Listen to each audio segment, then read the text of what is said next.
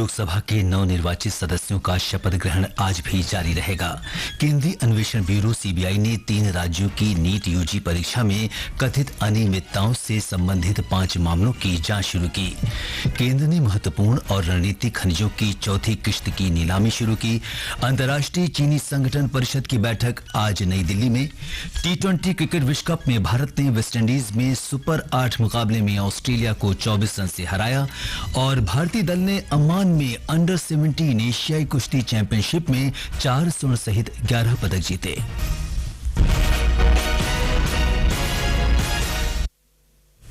समाचार प्रभात के साथ मैं सिद्धार्थ सिंह। संसद भवन में नवनिर्वाचित संसद सदस्यों का शपथ ग्रहण आज भी जारी रहेगा। 18वीं लोकसभा के पहले सत्र के प्रथम दिन कल प्रधानमंत्री नरेंद्र मोदी सहित कई सांसदों को शपथ दिलाई गई। एक रिपोर्ट। लोकसभा में सदन के नेता प्रधानमंत्री नरेंद्र मोदी ने सबसे पहले शपथ ली। अस्थायी लोकसभा अध्यक्ष भर्तृहरि महताब ने उन्हें शपथ दिलाई। इसके बाद लोकसभा की कार्यवाही में श्री महताब की सहायता के लिए नियुक्त अध्यक्ष पैनल के सदस्यों ने शपथ ली। भाजपा सांसद राधा मोहन सिंह और फगन सिंह कुलस्ते ने अध्यक्ष पैनल के सदस्य के रूप में शपथ ली। हालांकि कांग्रेस सांसद के सुरेश, डीएमके सांसद TR बालू और टीएमसी के सुदीप बंदोपाध्याय ने पैनल के सदस्यों के रूप में शपथ नहीं ली। कल जिन प्रमुख सांसदों को शपथ दिलाई गई उनमें केंद्रीय मंत्री राजनाथ सिंह, अमित शाह, नितिन गडकरी, शिवराज सिंह चौहान, मनोहर लाल, पीयूष गोयल, जीतन राम मांझी, राजीव रंजन और अन्नपूर्णा देवी शामिल हैं। इनके अतिरिक्त दिल्ली से नवनिर्वाचित बांसुरी स्वराज, मनोज तिवारी और अन्य सांसदों को भी शपथ दिलाई गई। हिमाचल प्रदेश से चुने गए पूर्व केंद्रीय मंत्री अनुराग सिंह ठाकुर और अभिनेत्री कंगना रनौत भी उन प्रमुख चेहरों में शामिल हैं जिन्हें लोकसभा सदस्य के रूप में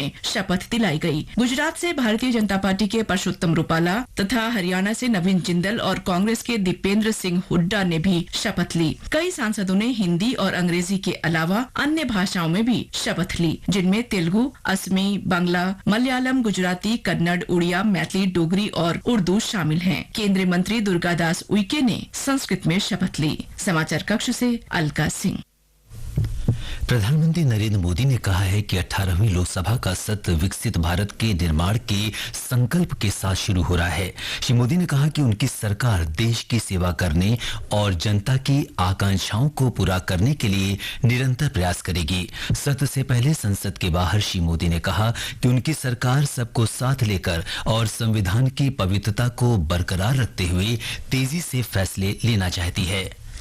राष्ट्रपति द्रौपदी मुर्मू ने प्रधानमंत्री नरेंद्र मोदी के नेतृत्व में गठित नई केंद्रीय मंत्रिपरिषद के सम्मान में कल राष्ट्रपति भवन में रात्रि भोज का आयोजन किया।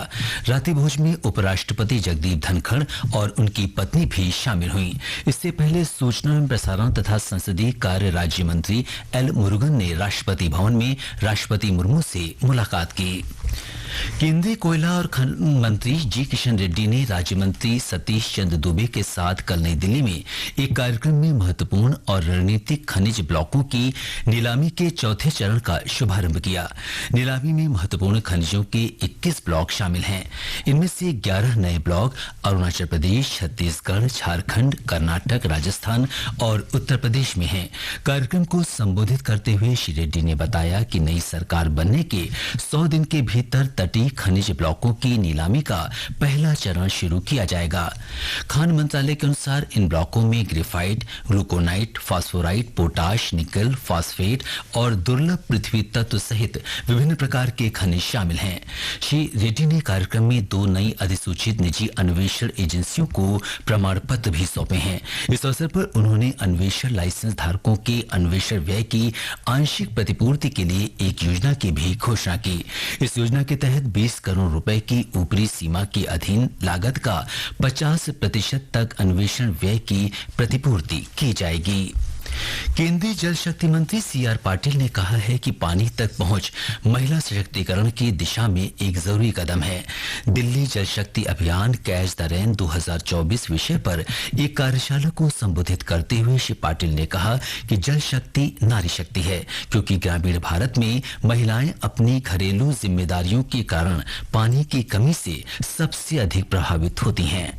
आज नारी शक्ति को ही अगर जागरूक करेंगे तो पानी का व्यय कम हो, उसके ऊपर सबसे ज्यादा काम वो कर सकती है। तो हम उनको भी जोड़े अलग अलग एनजीओ को जोड़े और एक समय भी तय करना पड़ेगा कि समय सीमा तय करके अगर काम करेंगे तो रिजल्ट आएगा और रिजल्ट का आनंद भी होगा। ये समाचार आकाशवाणी से प्रसारित किए जा रहे हैं।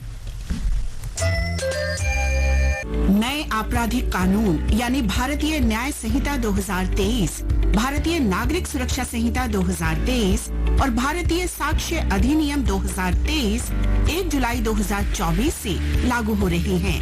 नए कानूनों के बारे में जानने के लिए NCRB संकलन of criminal laws mobile app को प्ले स्टोर या ऐप स्टोर से डाउनलोड करें। समाचार प्रभात में आपका फिर स्वागत है। केंद्रीय जांच ब्यूरो ने बिहार, गुजरात और राजस्थान में राष्ट्रीय पात्रता सह प्रवेश परीक्षा नीट यूजी में कथित अनियमितताओं के 5 मामलों की जांच शुरू कर दी है। जांच ब्यूरो ने गुजरात और बिहार में नए सिरे से एक मामला दर्ज किया है। वहीं राजस्थान में भी 3 मामले दर्ज किए गए हैं।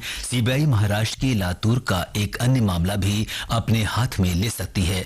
अधिकारियों ने कहा है कि बिहार में कथित तौर पर प्रश्न पत्र लीक के मामले में बिहार पुलिस ने प्रथम सूचना रिपोर्ट दर्ज की थी। वहीं 4 अन्य मामले परीक्षार्थी की जगह दूसरे व्यक्ति की परीक्षा देने और परीक्षार्थियों, स्थानीय अधिकारियों तथा परीक्षा केंद्र पर ड्यूटी करने वाले लोगों के कदाचार से संबंधित कथित धांधली से जुड़े हैं। नीट यूजी के परिणाम इस महीने की 4 तारीख को जारी हुए थे। इसमें 67 अभ्यर्थी अधिकतम 720 अंक प्राप्त करके शीर्ष स्थान पर रहे, जिसको लेकर परीक्षा में गड़बड़ी के सवाल खड़े हो गए थे। केंद्रीय अन्वेषण ब्यूरो सीबीआई की एक टीम ने नीट परीक्षा में अनियमितताओं के मामले में गुजरात के गोधरा में स्थानीय पुलिस के साथ जांच शुरू की है। सीबीआई की टीम कल जांच के लिए गोधरा पहुंची थी। नीट परीक्षा के 3 दिन बाद 5 मई को गोधरा के एक परीक्षा केंद्र पर अनियमितताओं से जुड़ी कुछ शिकायतों पर प्राथमिकी दर्ज की गई थी। पुलिस ने गोधरा में लगभग 30 छात्रों को उनके प्रश्न पत्र हल करने में मदद करने के लिए अब तक 5 आरोपियों को गिरफ्तार किया है। इस बीच शुक्रवार को गुजरात की पंचमहल जिला अदालत के सत्र न्यायाधीश ने आरोपी की जमानत याचिका खारिज कर दी है। भारत आज से नई दिल्ली में 64वीं अंतर्राष्ट्रीय चीनी संगठन परिषद ISO की बैठक की मेजबानी कर रहा है। एक रिपोर्ट। 3 दिवसीय बैठक में 30 से अधिक देशों के प्रतिनिधि और कई अंतर्राष्ट्रीय संगठनों के प्रतिनिधि हिस्सा लेंगे। इसमें चीनी और जैव ईंधन क्षेत्र के महत्वपूर्ण मुद्दों पर विचार विमर्श किया जाएगा। भारत जैव ईंधन और अन्य उप उत्पादों के उत्पादन में देश की नवीनतम तकनीक को अपनाने का प्रदर्शन करने के लिए उत्तर प्रदेश के मुजफ्फरनगर में एक अनाज आधारित डिस्टिलरी में अंतर्राष्ट्रीय प्रतिनिधियों के औद्योगिक दौरे के साथ कार्यक्रमों की श्रृंखला शुरू कर रहा है। भारत मंडपम में आज चीनी और जैव ईंधन उभरता परिदृश्य शीर्षक से एक कार्यशाला भी आयोजित की जाएगी। कार्यशाला का उद्घाटन केंद्रीय उपभोक्ता मामले, खाद्य एवं सार्वजनिक वितरण तथा नवीन एवं नवीकरणीय ऊर्जा मंत्री प्रहलाद जोशी करेंगे। ISO परिषद ने भारत को वर्ष 2024 के लिए संगठन के अध्यक्ष के रूप में नामित किया था। भारत दुनिया में चीन का सबसे बड़ा उपभोक्ता और दूसरा सबसे बड़ा उत्पादक है। समाचार कक्ष से मुकेश कुमार बल। बिहार में 3 नए आपराधिक कानूनों भारतीय नागरिक सुरक्षा संहिता, भारतीय न्याय संहिता और भारतीय साक्ष्य अधिनियम को लागू करने के लिए जांच अधिकारी की श्रेणी के 26,000 पुलिस अधिकारियों को प्रशिक्षित किया जा चुका है। बिहार पुलिस के वरिष्ठ अधिकारी और बिहार पुलिस अकादमी के निदेशक भृगु श्रीनिवासन ने कल बताया कि बिहार पुलिस 3 नए कानूनों को लागू करने के लिए पूरी तरह से तैयार है। इन कानूनों से आपराधिक न्याय प्रणाली में महत्वपूर्ण परिवर्तन आएगा। श्री भृगु श्रीनिवासन ने पटना के पत्र सूचना कार्यालय की एक कार्यशाला को संबोधित करते हुए कहा कि उप निरीक्षक से लेकर उपाधीक्षक श्रेणी के पुलिस जांच अधिकारियों को प्रशिक्षित किया गया है। ये तीनों कानून इस वर्ष 1 जुलाई से प्रभावी हो जाएंगे। श्री भृगु श्रीनिवासन ने कहा कि तीनों कानूनों से पुलिस प्रणाली में पारदर्शिता आएगी। झारखंड के लातेहार जिले में भारतीय कम्युनिस्ट पार्टी माओवादी से अलग हुए एक प्रतिबंधित समूह तृतीया सम्मेलन प्रस्तुति समिति के 7 सदस्यों को गिरफ्तार किया गया है। इन सभी को सदर थाना के अंतर्गत आने वाले इचाबार इलाके से गिरफ्तार किया गया। मौसम विभाग के पूर्वानुमान के अनुसार देश के और अधिक भागों में दक्षिण पश्चिमी मानसून के आगे बढ़ने के लिए परिस्थितियां अनुकूल हैं। मानसून अगले 2 से 3 दिनों में गुजरात, मध्य प्रदेश, उत्तर प्रदेश और उत्तराखंड के कई हिस्सों में पहुंचेगा। मौसम विभाग ने यह भी कहा है कि मानसून अगले 3 से 4 दिनों में छत्तीसगढ़, पश्चिम बंगाल, झारखंड और बिहार के बचे हुए भागों में भी पहुंच सकता है। ब्यौरा हमारे संवाददाता से। मौसम विभाग ने कहा है कि अगले 5 दिनों में तटीय क्षेत्रों में तेज वर्षा हो सकती है। वहीं पश्चिम बंगाल में हिमालय के तराई क्षेत्रों और सिक्किम, असम, मेघालय और अरुणाचल प्रदेश में इस महीने की 28 तारीख तक कहीं कहीं तेज वर्षा की संभावना है, जबकि नागालैंड, मणिपुर, मिजोरम और त्रिपुरा में भी 27 और 28 जून को कहीं कहीं तेज वर्षा हो सकती है। मौसम विभाग ने पंजाब, हरियाणा, पश्चिम उत्तर प्रदेश, बिहार और पश्चिमी राजस्थान के कुछ क्षेत्रों में आज भर भीषण गर्मी की आशंका व्यक्त की है। हालांकि देश के शेष भागों में अधिकतम तापमान में खास बदलाव नहीं होने की संभावना है। समाचार कक्ष से शक्ति प्रताप सिंह। दक्षिणी रूस के दागिस्तान में रविवार को हुए हमले में मृतकों की संख्या बढ़कर 20 हो गई है। सोशल मीडिया पर एक पोस्ट में क्षेत्र की स्वास्थ्य मंत्री ताचियाना बेलियाएवा ने कहा है कि मृतकों में आम लोग और पुलिसकर्मी भी शामिल हैं। आतंकवादी हमले में 46 लोग घायल भी हुए हैं। आईसीसी पुरुष टी20 क्रिकेट विश्व कप में भारत ने कल शाम सेंट लूसिया में सुपर 8 के एक मुकाबले में ऑस्ट्रेलिया को 24 रन से हरा दिया। इस जीत के साथ ही भारत ने सेमीफाइनल में प्रवेश कर लिया है।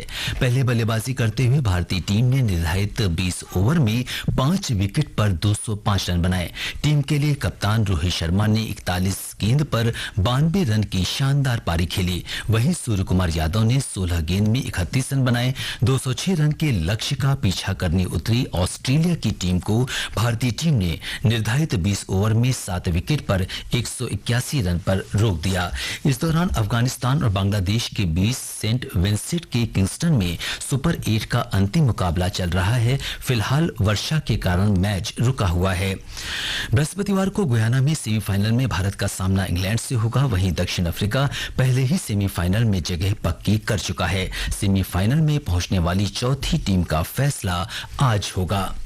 ये समाचार हमारी वेबसाइट newsonair.gov.in/hindi पर भी उपलब्ध हैं। अब आज के समाचार पत्रों की सुर्खियों के साथ हैं रवि कपूर। धन्यवाद सिद्धार्थ। 18वीं लोकसभा के पहले सत्र से जुड़ी खबरों को सभी समाचार पत्रों ने अपनी सुर्खी बनाया है। जनसत्ता लिखता है, शासन में सहमति जरूरी, सभी को साथ लेकर चलना चाहते हैं प्रधानमंत्री मोदी। वीर अर्जुन के शब्द हैं, प्रधानमंत्री ने कहा, देश जिम्मेदार विपक्ष चाहता है। देशबंधु की सुर्खी है, प्रधानमंत्री मोदी तीसरे कार्यकाल में 3 गुना काम करेंगे। हरिभूमि लिखता है, ये संसदीय लोकतंत्र में गौरव का दिन है। स्वतंत्रता के बाद पहली बार नई संसद में ली जा रही शपथ। हिंदुस्तान ने लिखा है, सत्ता पक्ष में इमरजेंसी पर घेरा, विपक्षी सांसद संविधान की प्रति लेकर पहुंचे। नीट यूजी मामले से जुड़ी खबरों को भी सभी अखबारों ने विस्तार से दिया है। राष्ट्रीय सहारा की सुर्खी है, यूपीएससी परीक्षाओं की निगरानी एआई से भी। पत्र लिखता है, नीट और नेट परीक्षाओं में कथित अनियमितताओं से जुड़े विवादों के बीच यूपीएससी ने अपनी विभिन्न परीक्षाओं में धोखाधड़ी और छद्म उम्मीदवारों को रोकने के लिए चेहरे की पहचान एवं कृत्रिम बुद्धिमत्ता एआई आधारित सीसीटीवी निगरानी प्रणाली का इस्तेमाल करने का निर्णय किया है। देशबंधु ने बदलते मौसम को सुर्खी दी है, दिल्ली समेत कई राज्यों में बदला मौसम का मिजाज। दिल्ली एनसीआर से लेकर यूपी, राजस्थान, बिहार सहित कई राज्यों में भीषण गर्मी से राहत मिली। भारत ने जॉर्डन के अमान में खेली जा रही अंडर 17 एशियाई कुश्ती चैंपियनशिप में अपने अभियान का शानदार समापन किया। भारत के युवा दल ने 4 स्वर्ण, 2 रजत और 5 कांस्य पदक सहित कुल 11 पदक जीते। अंत में मुख्य समाचार एक बार फिर। लोकसभा के नवनिर्वाचित सदस्यों का शपथ ग्रहण आज भी जारी रहेगा। केंद्रीय अन्वेषण ब्यूरो सीबीआई ने 3 राज्यों की नीट यूजी परीक्षा में कथित अनियमितताओं से संबंधित 5 मामलों की जांच शुरू की। केंद्र ने महत्वपूर्ण और रणनीतिक खनिजों की चौथी किश्त की नीलामी शुरू की। अंतर्राष्ट्रीय चीनी संगठन परिषद की बैठक आज नई दिल्ली में। टी20 क्रिकेट विश्व कप में भारत ने वेस्टइंडीज में सुपर 8 मुकाबले में ऑस्ट्रेलिया को 24 रन से हराया और भारतीय दल ने अम्मान में अंडर 17 एशियाई कुश्ती चैंपियनशिप में 4 स्वर्ण सहित 11 पदक जीते। इसके साथ ही समाचार प्रभात का ये अंक समाप्त हुआ। नमस्कार।